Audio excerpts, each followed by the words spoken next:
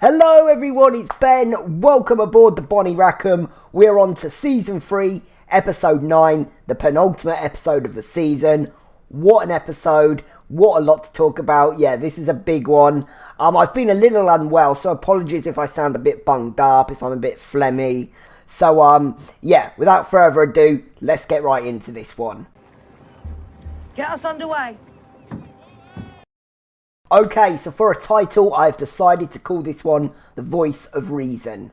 Another title I've worked in from a quote, and that we can apply to a lot of our characters this episode.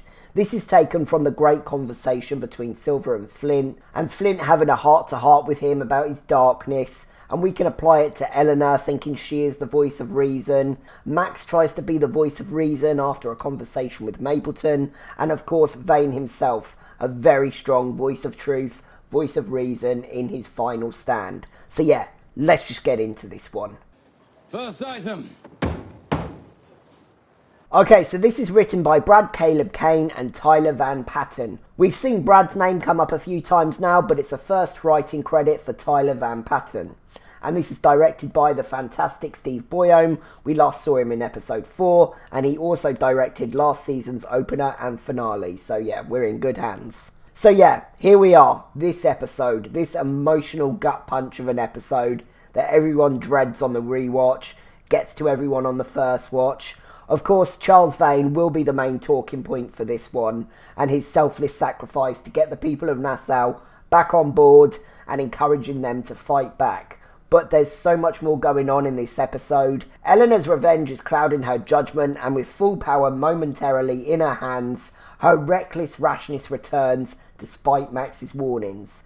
Billy does well to get a force together in such a short time, and with help he starts spreading discontent on the streets, but of course it's Vane that makes the final decision. Elsewhere, Flint and Silver reconnect, and they discuss Silver's evolving darkness, while Madi turns to Silver for a shoulder to cry on after Mr. Scott passes away.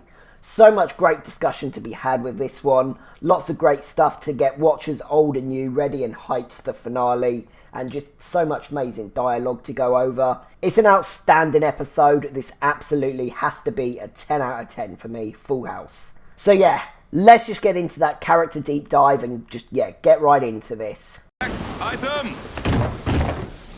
Okay, yeah, so before I do get started, something I just wanted to know that I sort of realised last episode when I was watching with subtitles, and I've got wrong right until now. All they've been saying all this time, it's not cash, C-A-S-H, it's cash, C-A-C-H-E. I did not know that. I did not know that in the first time. I didn't know that in the second watch, the third watch, and I only just realised in this watch, and that makes so much more sense. Because I knew that was a word, but I don't know, somehow I just didn't put it together. But I was like, it's not cash though. It's like, it makes more sense to call it gold. That's why sometimes I say cash, sometimes gold, but it's cash. So yeah, anyway, I felt stupid, but I thought I'd let you know my stupidness. But now I know that's a word and that's what they're talking about. So that makes so much more sense. Right, anyway, yeah, so today we can go back to a more organised kind of character chat. As everyone's not quite mingling quite so much. I'm just going to get going rather than go through over the order of it all now. You can always check along in the timeline if you're a skimmer and you want to skip to someone in particular. Okay, so I am going to start with Jack and a little bit of Anne. Yeah, so Jack, he isn't in this one a lot, and Anne is even less so. You know, you don't hear a peep out of her. It's almost blink and miss her. But I do like how Jack kind of bookends this episode. We start with him and we end with him. And we see a bit of a different Jack this episode. I think those things I talked about last time, those regrets he has next season, you know, regrets for leaving Vane, for not being able to kill Woods Rogers and end it. I think they're already weighing heavily on his mind. Even though he gets no confirmation this episode, I think he knows here that Charles Vane is a dead man walking. Although morale will be up again next episode, once he gets on the seas with Teach, this loyalty to Vane and carrying on in his honour will be a theme for Jack early next season. So yeah, it's definitely something to come back to then. Anne is interesting here as well. Again, she's hardly in it, But she's in the room with them when Flint comes in to talk to Jack. She's kind of out the way, sat in the shadows again a bit. Again, this is also a discussion we will need to definitely come back to next season, because in rescuing Jack, it's got them both kind of tangled up in this war again. We know Anne just wants out of Nassau, doesn't she? She doesn't want any of this mess. She just wanted a quiet life with her and Jack. But as he goes, so does she. I think, yeah, she knows they're caught up again in this now because Jack's passions are stirred because of all the Vane business. And also, I think, she's probably quiet because she's got Max on her mind. After the initial fuck you she gave to Max a couple of episodes ago, she's probably just not had the time to really think on all the betrayal, to process it. Her worry and priority has always been rescuing Jack. But now he's back safe. I imagine, yeah, that's been playing on her mind. So, yeah, maybe looking like she's retreated just a little bit into the shadows here. But, boy, will she be back into the spotlight next episode. So, yeah. So Flint talks to Jack about their plans to escape Pornigold's pursuit. Of course, he's on their arse again. And we'll get into those great high sea scenes a little bit later. And Flint asks about the cash and the key, and Jack informs him Neptune threw it over the side. I don't understand that very likely smart reference, knowing Jack, that he's making, but he threw it over, basically, is the gist, right? That's what he's saying. Obviously Flint not keen on what he's saying here, but yeah, Jack's talking sense on why he's kind of keeping the key to himself. Temptation is there for the men while the chest is here, but his main concern, as he says, is Charles' sacrifice is in that box. If Billy is unsuccessful, Vane's death is inside that box, along with his good name, along with her lost love, he says, looking to Anne. Yeah, I love that he recognises that for Anne in this moment. That's a nice little touch from Jack. Yeah, like I say, Jack really is struggling with the aftermath of all that's gone down. He knows Anne is. He's finally understanding, I think, just what a pain in the arse this prize has been, from beginning to end, from where he started this season, right up to now, all it's cost. And yeah, he points out to Flint what it's cost him. And he says, when all this is done, the first people to see it, when it's opened again, will be him and Anne. And yeah, Flint looks like he wants to continue the discussion, but they are interrupted. So, of course, that thought for Jack is going to sort of change now. And so, yeah, Jack's other scene is right at the end. And Mr. Scott has passed at this point, and they're sort of doing the funeral rites. And the chest is still on his mind, this upcoming battle. And he wonders how many they'll face. Basically setting up the odds are really against them next episode. He talks about the struggles in the uphill terrain on this island, and Flint says all struggles are uphill, that's why they're called struggles. Damn, just one of a few really casual bars just thrown into this episode. Bar meaning like a moment of insight or a truth bomb. I have younger brothers, so I speak the lingo sometimes, and I don't realise, but yeah, I'm sure people know what bar means, but just in case. So yeah, Jack's going over just how difficult this is going to be, and while Flint and Silver will be dealing with the fight on the island, he suggests rather than Mr. DeGroot, he takes charge of the Battle of the Seas. Jack knows Vane was supposed to be the first choice for that, so Jack gets to his point. I will be your Charles Vane.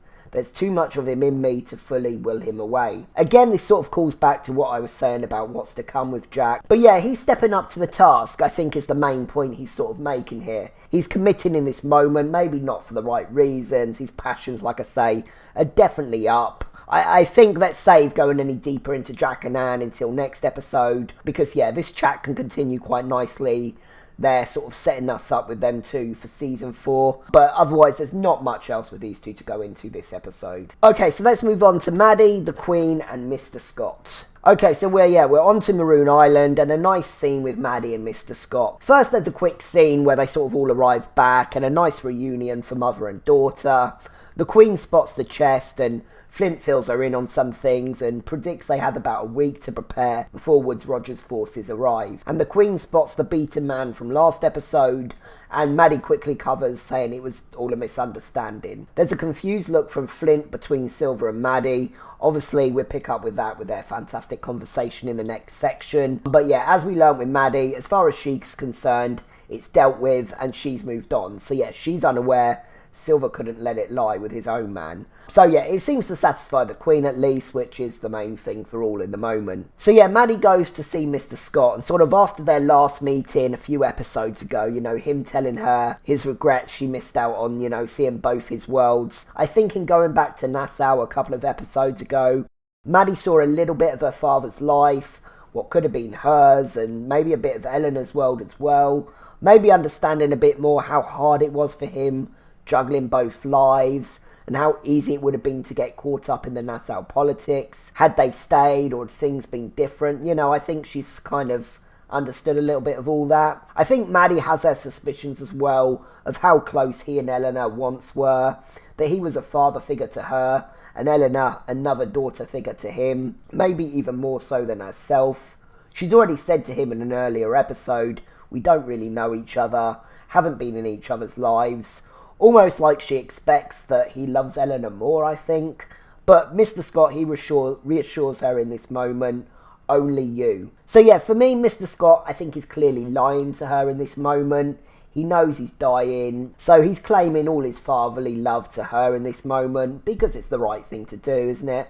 Whether or not he or she believes it or not, but I don't, although, as I've said, I think some of his season 1 stuff is kind of a little bit null and void, because of this double life sort of plot twist we get with him, that no one can ever convince me was the plan from the go.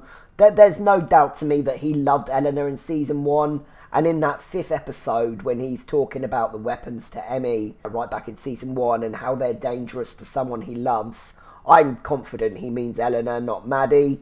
It's a vague enough statement, so yeah, you can definitely argue it's the other way round and he means Maddie. But yeah, I mean, you've probably worked out by now the Mr. Scott stuff just isn't my favourite. I think after season 1, his stuff just gets really messy for me plot-wise. I don't dislike him as a character, but yeah, when that horn blows to kind of announce his death, I never really feel it. He's acted well, and he's definitely not a bad guy, and he was a strong, big part of that first season, especially when it came to Eleanor. But that character shift is so significant, and yeah, in a show that is so close to perfect, for me, his development is probably the weakest part of all of it, I think, if you had to sort of, demand an answer for me. Just not a lot either way for me with Mr. Scott as a character. But either way, he has been there from the start, so let's still toast one to Mr. Scott. R.I.P. Mr. Scott. So we will of course jump back to Silver for his main discussion, but on hearing the horn announcing Scott's death, he goes to check on Maddie, and a really nice moment of vulnerability for them both. I'm going to call back on this in a moment with Flint, but with Silver's struggle between embracing or fighting this darkness, it's almost like he has Maddie and Flint on each shoulder, a bit like an angel and a devil. I did bring this up already, I think, a couple of episodes ago, I forget. This scene follows after a really intense chat with Flint. Again, I'm going to come back to it. So yeah, he's sort of going to check in with his tether here, with the lighter side of himself that he's trying to stay grounded to. Although I fully believe he's also going to check on Maddie for her, not just his own self-interest. He's generally feeling something for Maddie now, even though we don't see it first happen between the end of this season and next, which is a shame. I doubt we're far away here from them taking the next step in their relationship. So yeah, Maddie's trying to be strong. She clearly doesn't want to be vulnerable, especially, continuing on from the blip last episode with Dobbs and her guy. But as Silver already had his moment of vulnerability with her a couple of episodes ago, it's now her turn with him. It's John's turn to be her tether, as she breaks down and takes her, and he takes her into his arms. Yeah, I love this, when Silver says, I don't know what to say. John Silver, a man of so many words. He has no lies to offer her in this moment to console her, so he just doesn't try. I really love these two, even though I think it's one of the lesser developed big relationships on the show. I still completely buy it, and I do feel the bits that we do get with them. I think this vulnerability from Maddie and moment of unsure honesty from Silver was a very significant moment in moving that relationship forward. But yeah, other than that, I think we can get into the big bulk of it with Silver and Flint. So before we get to that fantastic scene on Maroon Island where they're sat on the porch, we get some fantastic ship action. Once again, Hornigold is just on their ass. It's how they started this season, and it's how they end it. I think Flint is really interesting in this episode. I think he's maybe been neglected a little bit these last few episodes. He played such a big part in that first kind of half of the season, but the show's really been homing in on Silver of late, and I think Flint is realising it here in these scenes, realising what a force, a dark one, that Silver has become in his kind of absence. First time in a while where, you know, it's been calm enough. Well, I mean, not exactly in this moment, but first chance he's really had to take a good look at Silver in these scenes. Silver's come up with a plan. Flint basically tells him he's not sure if it will work, but in not having any better solutions himself in this moment, it's worth a try. Silver looks a bit stumped, you know, a bit unsure about himself and the success in this. And yeah, it's tense while the crew and the Groot are sort of getting their speed adjusted. It's, yeah, some great maritime scenes. Everyone's waiting for the captain's command to make the manoeuvre and to escape Hornigold's pursuit. Silver, you know, he's maybe not sure Flint's going to see his idea out or if he's going to change his mind the last minute. But he goes with it, you know, fantastic shot as the walrus kind of pulls away and we get a great kind of sweeping underwater shot going up and under, you know, through the water. The music's great as well. Yeah, pretty underrated ship scene, actually. I always forget about this one until it comes around again, but it's a really good one. Despite no cannons being fired, you know, it's tense and it's fantastically shot. So yeah, Hornigold, he thinks he's got them, you know, right where he wants them when they've kind of moored right next to the island. And he's getting ready to plan an attack at this point. But then, literally, pretty much all the maroon men of the island, they come out and they show their force. So yeah, Hornigold, once more, can only turn tail and head back to Nassau. So yeah, once on the island, Flint obviously finds out about the scuffle. He asks about it and Silver tells him the truth. And he then says, I didn't mention it to you because I don't know, I just didn't. But says it's been sorted, to which Flint says, good. So yeah, he tells Flint simply what he did, you know, how some of the men gave Dobbs a beating. And yeah, Flint is a little bit stunned. He's missed a lot of this Silver development, like I said. He's been distracted, going through his own thing. And yeah, we can get into that a lot more now with just their fantastic scene. It's really hard to pick a favourite scene this episode. I have 2 or 3 that are just amazing, you know, but this one is definitely right up there. So yeah, you know, there's a quiet on the island. Everyone kind of knows Mr. Scott's time is near. Even Anne and Jack are sat outside in quiet contemplation as Flint passes them to go and chat to Silver. After learning what went down, the Dobbs business as just discussed, it's been on Flint's mind.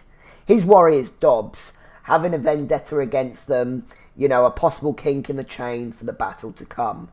Flint's concern is Silver sending in the vanguard for the extra punishment. You know, and Flint takes a guess at what happened. He gave Dobbs a bollocking and he gave him a look, a bit of dissent, and in that moment, Silver felt it, darkness. And this is Flint knowing he's looking not in a mirror exactly, but he's understanding really well where Silver's at. Flint knows this because he is this, has been this, started off this season like this. He continues, hate, showing indifference to the authority that you sacrifice so much to acquire, disdain, pride. Yeah, Flint just reading Silver's emotions like a book. Again, could be reading his own book. And Silver asks if he thinks he went too far with him. Flint says, maybe, maybe not, maybe you got it just right. You know, the point is, when you were doing it, you heard a voice telling you that disciplining him would prevent him from repeating the offence. A voice that sounded like reason, and there was reason to it, as the most compelling lies are comprised almost entirely of truth. He looks to him, you know, and he says that's what it does. It cloaks itself in whatever it must to move you to action. And the more you deny its presence, the more powerful it gets, and the more likely it is to consume you entirely without even knowing it's there.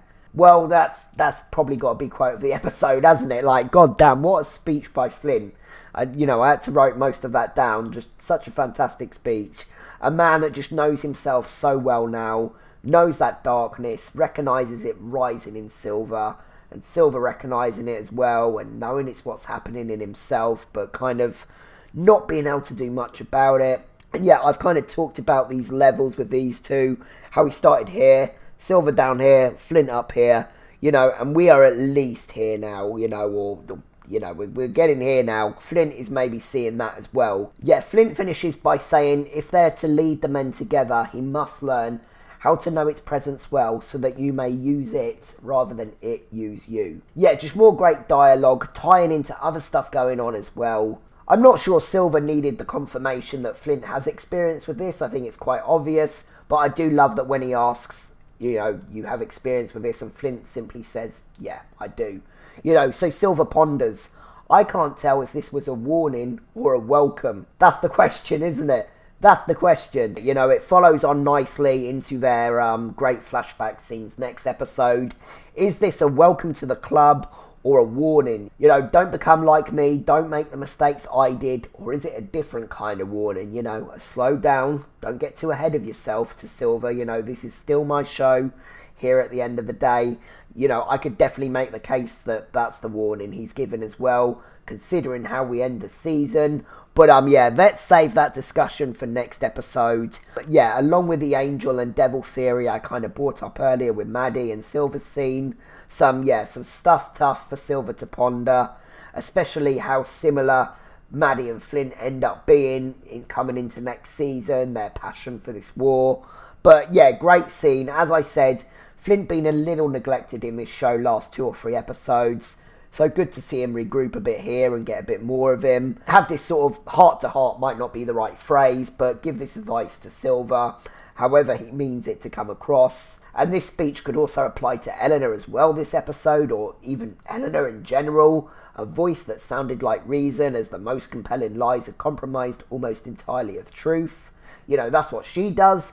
Cloaks herself, you know, in whatever it must to move you to action. Amazing dialogue. But yeah, we will see, as will Flint next episode. Silver's influence and power with the crew it's so strong now. He's got just about as much control as he has, if not more at this point. As great as this is, I feel to dissect this scene anymore just, you know, means talking about too many things to come. Because this is just so layered as well with, oh damn, you know, kind of realizations for this pair's future. So yeah, we'll leave that one there. But yeah, this is definitely in my top, you know, I don't know, top 3, top 5 Flint speeches. Just fantastic, fantastic scene. And yeah, it's at this point in the conversation that the horn blows to announce that Mr. Scott has passed. But yeah, so I'm glad we're back to, you know, really great scenes with these two again, and back to some more next episode as well that we can get into. But otherwise, let's move on to kind of the Nassau section. Let's start with Billy. So yeah, let's start with Billy then and go over what's going with him. There's not too much to go into with Billy, and I won't go too in depth with his scenes as it's mostly for plot. Yeah, something's got to be sacrificed for time. But from his initiative to, you know, get some mumbling started on Nassau, he's making really good progress with this episode. With Adele and Featherstone secretly helping out, they've really turned now and they're fully in. Also in the mix now is Jacob Garrett, gifted purveyor of bullshit, Featherstone describes him as to Billy. So yeah, Billy's got him on the streets, you know, getting the streets rolled up, talking down Eleanor and Woods Rogers. He's got him agitating, just as his parents were, as he re-points out in this episode again. Billy really returning to his roots a little bit, it would seem, these last couple of episodes. His first scene is a bit of plot, you know, discussing a rescue, which obviously doesn't happen. Featherstone and Adele a little bit worried. Obviously, they're risking a lot working undercover like this, playing both sides. More on that in a second with Max. Billy's main focus is making sure people kind of care again, just spreading word, getting people on board. Politics, basically, but right out there on the streets. As said last episode, you know, such a shame this dislike and rivalry of Flint gets so in the way next season, because I really love this for Billy. I love seeing him like this, you know, just really passionate and working on his own merit and doing something, you know, like this. Having anyone contend with Vane for MVP this episode is a little bit of a time waster. But yeah, let's give Billy a firework anyway. Just, yeah, he's putting in a good shift. Let's give him the firework. But as a, you know, as an MVP nomination, he'll pop back up briefly when we get to Vane. But otherwise, let's move on to Max. Max, oh Max, having some regrets, aren't ya? So yeah, following on from that horrendous failed attempt by Georgia to get some info out of Max last episode, she's worked out that Mapleton's still keeping a close eye on her. Well, on behalf of Mapleton or Eleanor, or as we see here, just to see who best to put her lot in with. I quite rate Mrs. Mapleton this scene, because she just knows Eleanor's a car crash when she's in the driver's seat, to kind of put it bluntly, and she clearly respects, maybe respects isn't the right word, but she has more faith in the way Max runs things. She knows she's more cautious and, you know, smarter. So yeah, firstly, Mapleton generally seems a little bit gutted when she relays that their spy is Adele. and that has Max's attention as well. Yeah, so Max asks her, why haven't you taken this information to Eleanor? It would give you good credit at my expense, my closest friend here, and she's our snitch, basically. And Mrs. Mapleton, she drops a line. She says, Eleanor Guthrie used that chair not just to vanquish her enemies, but to create new ones, because some people can only understand themselves through the eyes of those that hate them. God damn, what a bar by Mapleton. What a great read on Eleanor. Just, that is a great quote, full stop. She continues, they thrive on sowing the seeds of their own destruction. Yep, that would be her. That would be Eleanor. And Jessica Parker's Kennedy acting here is so good. I'm usually so busy being Max's hype man.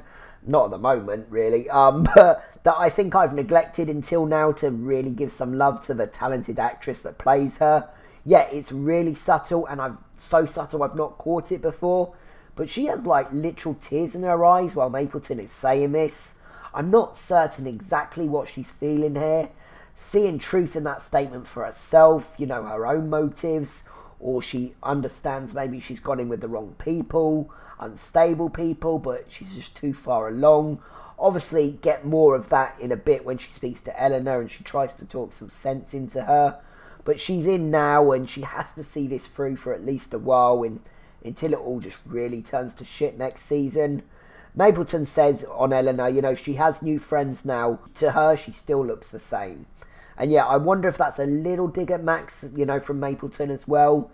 Is she smart enough to understand that that's a little bit what's been going on with Max here? Not exactly the same situation. Max is clearly much better at all this than Eleanor ever was. But yeah, interesting moment, and yeah, a really underrated little scene between them. I really like that one. And yeah, she's a great little side character, is Mrs. Mapleton. Another smart woman that's obviously a little older than our other sort of great women on the show. And she's clearly seen a lot, been through a lot. She keeps her cards close to her chest. She's not trustworthy in the slightest, but maybe knows darker times are coming, so she's playing the game a little smarter. And it concludes by Mapleton asking if she'll tell Eleanor about the suspected source, and Max doesn't answer, which will be something to pick up next episode. So she goes to see Eleanor, and yeah, I'll go over this one mostly from Max's side, as I will have said a lot about what I want to say about Eleanor by the time she gets to this scene, when we get to her in a moment. So yeah, Max points out to her Billy and co stirring on the street. They look out from the window. Quite a crowd is growing, and she tells Eleanor, they're saying the new regime is a farce, and behind it is her, back to settle old scores. Mapleton, giving her a bit of a truth bomb on Eleanor, a truth that she knows too well, but she knows with Vane's return, she might not be in her right mind to kind of know it herself, so she's just kind of gently, I think, trying to steer her in the right direction, but of course, yeah, well, we'll get into that. Yeah, she will have also have heard that Eleanor's in charge now while Woods Rogers is out of commission. And yeah, Max informs her that this crowd will get in the way of trying to remove Vane off the island, as he's scheduled to be very soon. That if he's to be tried, they want it to be here in the open where they can see it. I know Max is kind of trying to be smart here, protect the three of them, all that they've achieved so far. I do understand, but I think in telling Eleanor this, she sort of makes it all worse, makes both their situations worse. But then, if she doesn't say anything and, Eleanor lets him go and Vane does escape, it's not an ideal situation for Max's position either. So yeah, I don't know, it's just dominoes on dominoes at this point, isn't it? It gets very hard to try and think what would have happened if they hadn't said this, if they hadn't done that. At this point in time in the episode, Eleanor's had her rage, and what she thinks is the final word on the matter. And yeah, she's still planning on getting him gone to London for the trial. Out of sight, out of mind. But Max tells her for him to leave, it's either going to take appeasement or force. And Eleanor points out a trial here, it will take weeks. Knows it's going to set them back when progress has come so far. You can see her kind of thinking it through. And yeah, and Eleanor just not hearing Max's warnings though when she tells her to be careful. To ensure whatever happens to Captain Vane, it doesn't happen because of her. And Eleanor says whatever happens will be the governor's decision. A lie to Max and to herself. She does that a lot this episode. We'll get into it. But yeah, Max can see Eleanor is not thinking with her head here. and she really stands to mess everything up, and she's doing her best to warn her against anything rash with Vane. But yeah, maybe Mac's already seeing this path she chose, this turn in the road. It's no more secure than the one she would have taken in joining Anne and Jack.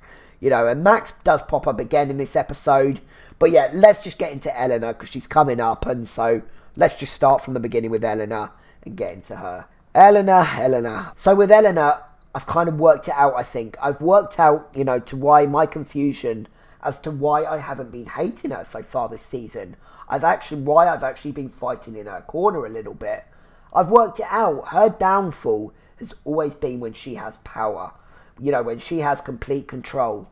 The crown is always a burden. Yeah, just that power for Eleanor just seems to make her lose most sense for logic, most sense for reason, and she just uses it to achieve her means, regardless of what the result might be. You know, as a prisoner, as she started out this season, then working her way up to kind of a second for Woods Rogers as time's progressed, she's for the most part been doing a really good job. Yes, as she's confessed last episode and viewers suspected throughout, she has been focused kind of on revenge for Vane since the beginning of the season.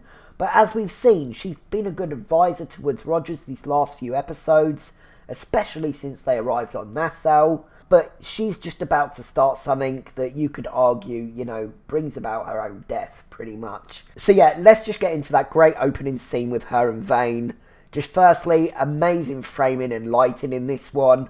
I love how Vane is so straightforward and truthful here. He's not holding anything back or telling her what she wants to hear.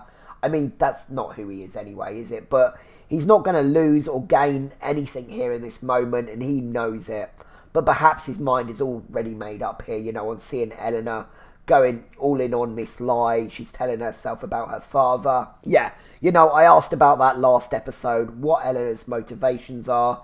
Is it really just all about her father, or does she just want the Vane saga over? She knows he's a weakness, but knows she can't just kill him because of that, so has even convinced herself by this point, you know, that it's all for Richard Guthrie. And then when Max obviously brings her the news of the resistance, it's just the perfect excuse to get Vane gone once and for all. So yeah, well, let's just go over it all. So yeah, some amazing dialogue in this first scene. Eleanor reads out a pre-written statement to him, and, you know, for him to be admitting to his crimes. The usual, please forgive me rubbish, you know, I repent. Words he'd never say or agree to say, and Eleanor knows it. And is doing here exactly what Peter Ash did to Flint. You know, comply, roll over easily, and I'll give you a quick and quiet death. Avoid a trial and spectacle, because that doesn't work in my favour. She tells him, agree to this plea and the governor will endorse it. It will be a fair trial. His experience in London will be short and dignified, but refuse and it will be anything but, you know, yada yada. And Vane's not said a word yet at this point. He's just looking at her. Confused, he sort of finally asks, you came all the way down here to ask me to beg for a mercy. What a fantasy this must have been for you. Yeah, then he drops a truth bomb on her, you know, a truth bomb that hits. He points out she doesn't care about his piracy or his treason. She was a part of a lot of it. Says the only thing she cares about is a crime that no one else gives a shit about. The murder of her father. Points out, you know, that murder isn't even mentioned anywhere on that page. And Eleanor calls him a coward. And yeah, in this speech, she's definitely swimming in the river of delusion. She calls, you know, Richard Guthrie innocent. Says he had no quarrels with Vane. That him and her had rebuilt something and that she was finally able to see the good. She's just generally convinced herself, I think. And Vane tells her simply he was a cowardly, treacherous shit who didn't care for her at all. Says she knows this. All her life she's known this. And yet Vane just keeps telling her home truth after home truth. And the best one when he says, a man you love who speaks the truth, shunned to the side for the favour of the next, who will tell you whatever you want to hear. Damn, yep, that's Eleanor. That's what's happened with them, you know. You could argue he's talking about Woods Rogers here as well, you know, not just her father. I think Eleanor, she knows it's the truth as well, and that's why she's just doubled down on it. She goes to leave, and he tells her, yeah, what is definitely a truth, that her father betrayed her. When bribery didn't work, he promised to exchange her life for his. It's the truth. We know it, you know, even though we never saw it, and Eleanor knows it. she knows it, you know. She knows Vane and she knows her father as much as she's trying to convince herself otherwise. And that's why she just takes it all out on Vane, I think. You know, this messenger of truth in this moment for her. A truth she just doesn't want to hear. A past, you know, she just doesn't want to associate with. And it's fantastic acting by Hannah New. You know, when she's hitting him and that guttural kind of scream of anger she gives. You know, that scream of anger and frustration. It gives me chills every time. And yeah, Vane's just absolutely ripped her delusions right apart, you know, right in front of her, both in regards of her father and in regards to her current situation a little bit. Again, just fantastic lighting in this scene. Vane just illuminated in a beam of light through the window and Eleanor in the dark. Yeah, so simple yet so effective and with so much meaning. Vane knows who he is now. Eleanor just still stuck in shadows, clinging to lies. She says, "You are not a man, you're deformed, unformed, flesh, bone and bile, missing that takes shape through a mother's love. Can't comprehend what you took from me or why it was good, because there is no goodness in you, no humanity in you, no progress or forgiveness. You are an animal." God damn it, that's like a poem. That's like a poem. But Eleanor, who are you talking to? Vane or a mirror? Like, this is delusional stuff. You know, when she's saying about the mother's love, you know, she's not had a mother's love since a child either. You know, it is an evident part of her struggles as it is his. No progress or forgiveness, she says. That's exactly what's happening now with her. As I've said, she's just doubling, tripling down on all of this. And this is where it's going to mess her up in the long run.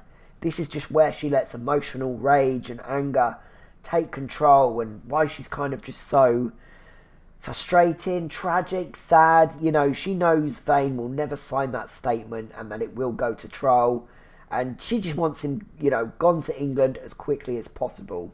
Again, obviously add, you know, some further developments and complications that we've just talked about, you know, from Max's perspective, and she's got the perfect excuse to tell herself, you know, with what she finally decides in a bit. So yeah, let's continue with Eleanor and we'll come back to chat about Vane properly last.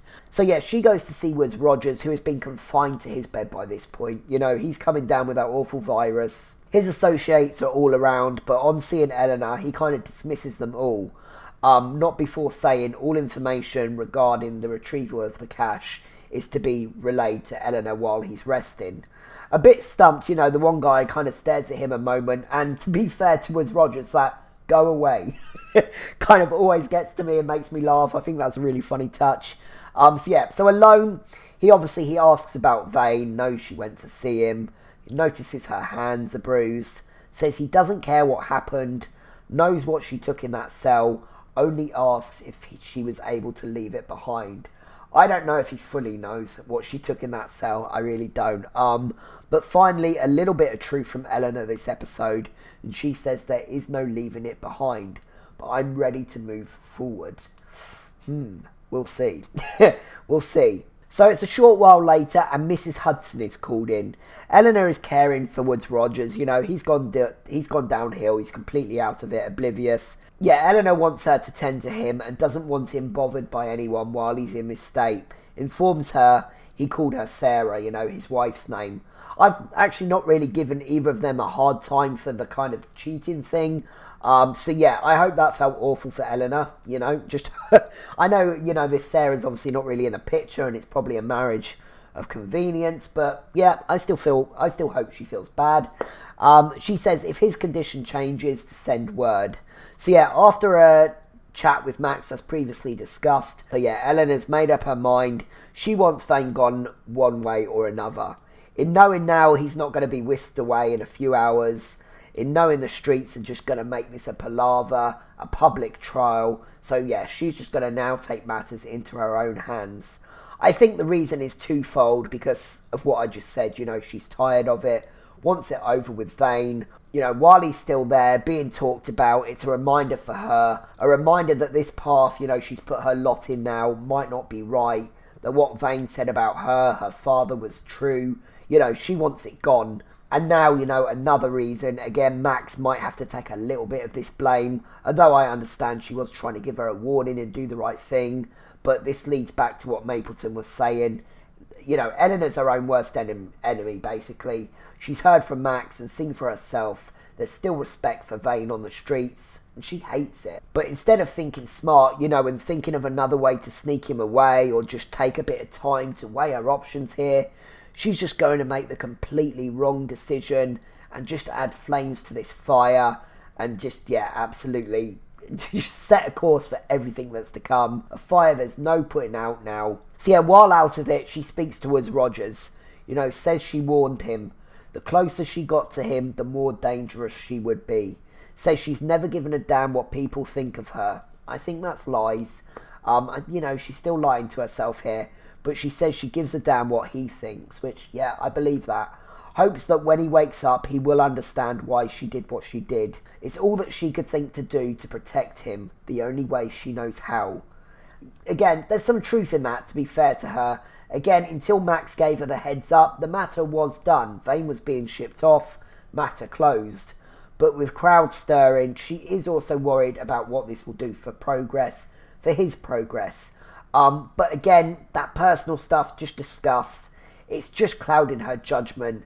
And she's not realising because of that, even though she's telling herself she's doing it for him, that ultimately she's ending up making things much harder for him. I don't think I'll ever fully understand what Eleanor's real motives here are. How much of this is truth, how much is her being selfish, how much really is for him. Again, there is a bigger balance than I've ever thought on previous watches, for sure. But with everything spoken by Vane and by Max, regardless of how true her romantic kind of feelings are for Woods Rogers here, it's just another thing she's convinced herself of, and she needs to sort it now, immediately, regardless of consequences. And we can chat about his side kind of next time we have a chance, next episode, I think. But with everything spoken, she has to commit to this thing with Woods Rogers now. And this was the point in the episode on first watch that though I still held a small bit of hope, but I think it was here that I realised, Vane's going to die. She's going to ensure it. Vane's dying this episode. So I did their first little scene from Max's perspective mostly, so let's do their second in this episode from Eleanor's. So the noose is being built, she's made her decision. Max knows this is a terrible idea, she keeps sort of looking to her like, what are we doing here, knows this is going to be a setback everything they've achieved so far with the streets, all their progress, but Eleanor, she's just not hearing any of it. Max says she's her friend. She will stick by her side, but is asking her to consider how treacherous this road may be while there's still time. Listen, Eleanor! But another thing with Eleanor, we know, once she's made her mind up, right or wrong, often wrong, she really struggles to go back on it. But, there's just no change in her mind most of the time. So she's still going with the story that it's in Woods Rogers' best interest. Still, that's what she's telling herself, what she's telling Max. I think, like with her father at the beginning of this episode, this is the new lie that she's just telling herself just to make it easier what she has to do to get it done. Because obviously Vane completely unmade the lie about her father. So this is just what she's kind of rolling with now, just to get this done. So we will come to Vane in a moment properly. But this final Eleanor scene to quickly go over, it's mostly plot, is on Hornigold's return after unsuccessfully killing Flint. Again, that Chamberlain twonk is about as well. Eleanor's got Underhill to help out. Says he's skilled in handling disobedient slaves. This is a really unpleasant Eleanor episode. We really don't like Eleanor this episode. Once more, Chamberlain just won't hear he's wrong. He won't take advice. She's telling him, you're going to be playing right into Flint's hand. He wants this force on these terms. This battlefield is of his choosing. He's planned for all of it. She says if you allow him to dictate, you force a disastrous outcome. Eleanor, look in the mirror, girl. Just look what you just did. But it's a great tease scene though for next episode. But otherwise, that was a lot of Eleanor. She was obviously always going to be a big part of the discussion today. But a bit of power back in her hands, and that pretty decent progress is just, it's all been for nothing really, hasn't it? I really do see that tragedy, loneliness and sadness in her character in rewatches.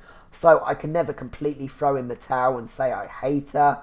And I can understand why she wants Vane out of the picture. But this self-righteous delusion she's got herself caught up in again once more is just extremely frustrating. And obviously, yeah, it's cost us and will cost us the viewers one of the best characters of the show. But yeah, that's more than enough, Eleanor, for this one.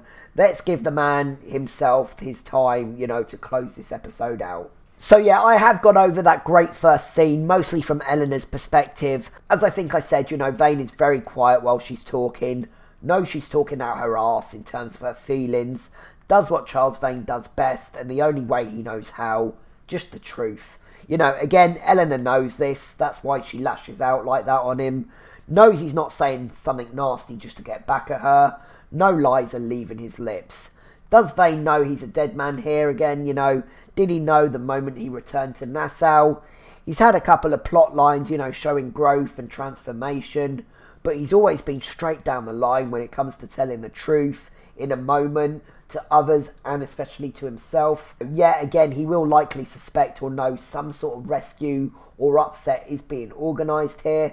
But yeah, he's just committed himself to this cause since he joined forces with Flint end of last season. He's finally had a purpose. He gave it a go with Teach, but ultimately he just wasn't ready to give up on Nassau. Before this, he was still a great, enjoyable character, but he didn't have a true cause, a rebel without a cause. Sure, he fought for his fort, and he fought for top dog power in Nassau in those early, that early season, and a little bit of season 2. A lot of on-off stuff with Eleanor, but he's seen the bigger picture now. Seen, them versus us. It's not as just a far-off threat, that may or may not happen. It's here. It's happening. So yeah, again, despite, I'm sure, all our hopes that first time, I think personally that Vane knows he's a dead man walking right from the go here. He knows, he knows the game. Let's just get into that, because Vane reading hypocrites and fools to filth this episode is just a beauty to watch. So yeah, first, I think to confirm to us, the audience, that this is happening, we get a little plot scene with Featherstone and Billy. Featherstone informs him the trials happened. Eleanor moved it forward in the middle of the night. Vane's being hung in the square this morning. Yeah, we saw, Max tries to talk her out of it again, but her mind is made up. So yeah, Vane sat contemplating in his cell, and he gets a visitor. What a shit last visitor to receive. What a shit last couple of visitors to receive. This hypocritical numpty. On seeing him, Vane will know for sure that it's been done. He'll know what's going on. On seeing the scenes of Vane being wheeled out on the car, we know for sure it's being done. There's no hopeful music, no kind of quick cuts between them and the rescue crew, This is Vane's end. So all that remains is how he's going to go about it. So, yeah, Lambrick, he starts out civil. At the end of this awful public entertainment and execution that I endorse, there is peace. I would like to help you find that. I mean, yeah, we'll see him again for what he really is in a moment. Vane asks if he's done this before, if he gets many takers for peace, for the peace he's offering. Do not go quietly into that good night, Vane, fuck him. The pastor says, yeah, he's sure he's faced death in the face before, but not, finally like this. Says he has the opportunity to enter that moment with a clear conscience. He can help him repent. I have nothing to repent with you, Vane says simply. Straight away, although a different mask fell with Miranda and this guy, it falls again with Vane. A man supposed to be impartial, supposed to be a man of God, giving a little bit of solace to a condemned man before a public execution. He can't help but show his true face. Get his do-gooder opinion, in on a situation that he knows nothing about really, which of course gives Vane the perfect retort. When he's talking about the pain Vane's actions have caused others, and he has, Vane's no saint, no one on this show is, but Vane's never pretended to be otherwise, and that's the difference between them for me. What Vane knows and points out to him, he says, what remorse I have or do not have is my own. The fact that I choose not to share it with you says more about you than it does about me. Read a bitch, Vane. Read a bitch. Lambrick still can't help himself though. Says he's a shepherd, sent to help him find a path to God's forgiveness. and Vane sneers at that and says he is the sheep. Mic drop. Vane says whatever he has to say to God, I'll tell him myself or not at all. The pastor's got nothing to say to that, nothing to say. How do you recover from that? I know this show, it really does have you cheering for the pirates for the most part, and this show's just simply too well crafted for good guys versus bad guys. As I just said, all our pirates, they've done awful things, not always for good reason, but we've heard, about a lot of backgrounds of our guys now. Flint's backstory, how civilization turned on him and Thomas, how civilized laws saw fit for a 13-year-old girl to be married to a man that would abuse her, until a not much older lad fleeing his father's debtors saved her. Another young lad ashamed of returning to his parents after he turned to piracy to try and rescue them from their capture, because they dared to express some political views on the streets. And in Vane's case himself, born or taken into slavery as a boy, no one to help him, no civilization to help him, and he had to make his own way in the world. No one on Lambrick's side of the road willing to help him out while he was young. Just people given no help from people like Lambrick, Woodes Rogers, fortunate for them to be born into the right class system, who look down their noses but not willing to look too hard, because that drops the illusion a little bit for them. That will give them some reality. So mostly they just want these sort of people eradicated.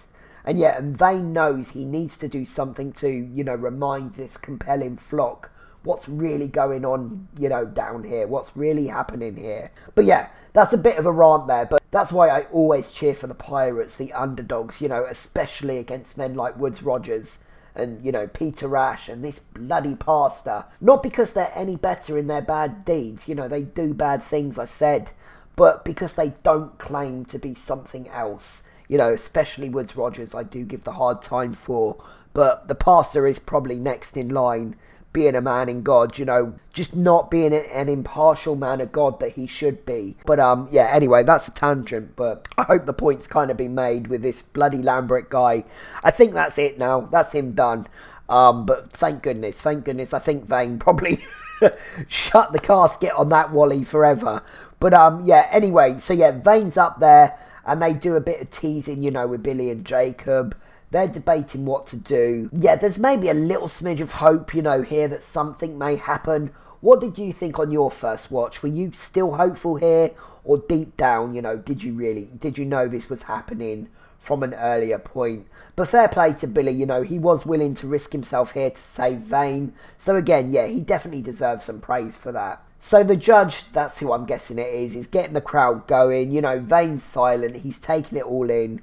He looks to Eleanor. I hate her in this moment. I can't lie. It's too easy and disserving of the writers and Hannah New's great performance to cast her out completely, like I say, for the rest of the show.